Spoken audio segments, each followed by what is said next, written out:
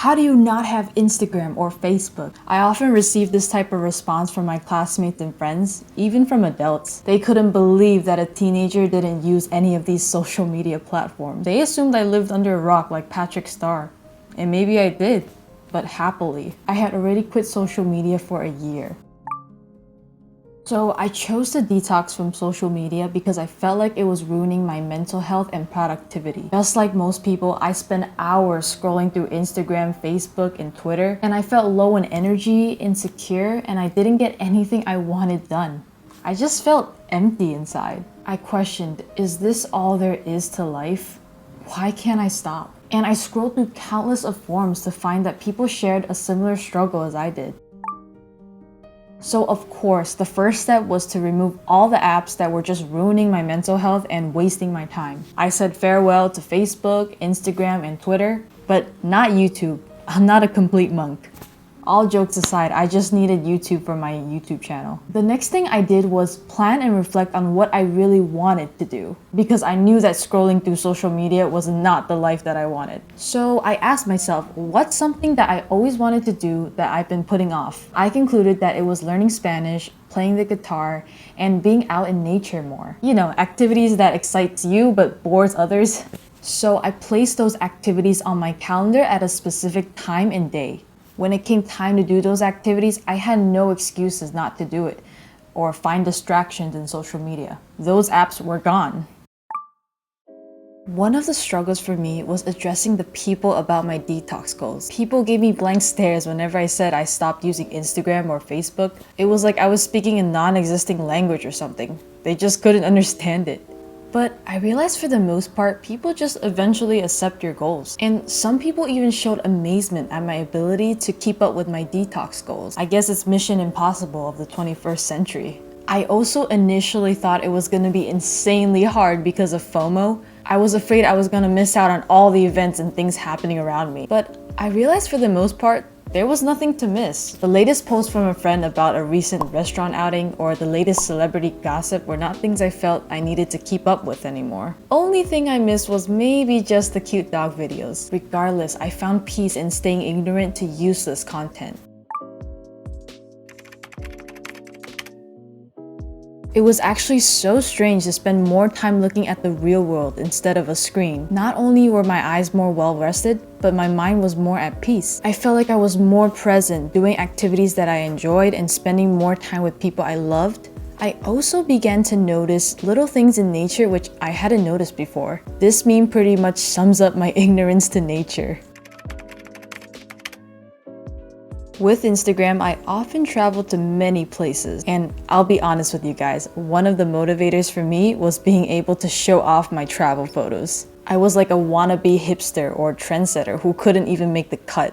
It was just sad. We care way too much about followers, likes, and comments on social media. We associate more followers with more popularity and more happiness. Within the first 24 hours of posting something, we secretly wait for the likes and comments to come. It's almost even a silent agreement between you and your friend to like each other's posts to maintain that bond or connection or whatever. Because if you don't like their posts, they'll probably hunt you down like Chucky the doll. But it's all an illusion. It gives you the false sense of happiness and popularity. I've learned to reflect on my life not by how many followers or likes I've gathered, but by how well I truly lived. I understand how tempting it is to refresh your feed and continue scrolling. Trust me, every single day and night I've been trapped in the endless scrolling void too. The algorithms are meant to lure you into scrolling. They bombard you with headlines that spark your curiosity, but we don't have to give in to this. It's not like some algorithm spirit suddenly possessed your body and is controlling your thumb. Although it does feel like that sometimes. But we have the power to not let the algorithms control us. It could be installing a productivity app, a Chrome extension, or doing those tips that I had mentioned before. This scary statistic really resonated with me. On average, Americans spend 5.4 hours on their phones every day. Honestly, with how much time I spent looking at memes, it was probably way more than that. But think about how much time we check our phones in a day. When we wake up, when we're bored in classes, when we're having dinner with friends and family, or when we're having an existential crisis. It's scary. Think about each time you harmlessly check social media, it turns into like 1 to 2 hours of scrolling. So within those hours I wasted on social media, I asked myself, what skills could I have learned? What family member or friend could I have talked to? What work could I have done? When we use social media, we're so used to being reactionary and passive, we're practically on autopilot mode, not being fully aware of our current state of mind. The truth is, social media can easily control our emotions if we allow them to. That's a frightening way to live. Imagine the Facebook gods just suddenly saying, I want this person to feel mad today. Let's feed him with some propaganda. After distancing from social media, I was able to control the people I wanted to talk to, the activities I wanted to do, or just the content I wanted to see for myself.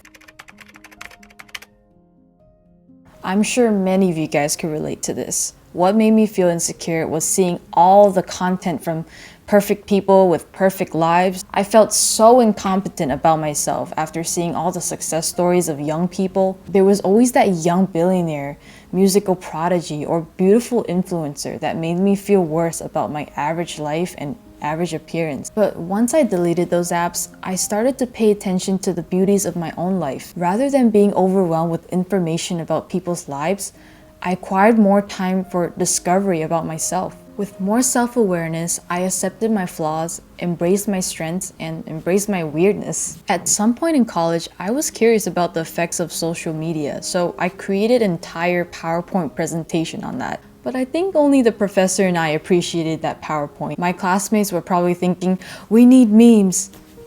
Relatable though. Now, I'm not suggesting to completely cut off all technology and all social media forever. That would be way too extreme in a world that's constantly changing and growing beyond us. But I would be interested in knowing what you learn after doing a detox. Whether it's for 1 day, 1 week, or 30 days or more. If you're considering on doing a social media detox, I would highly recommend it.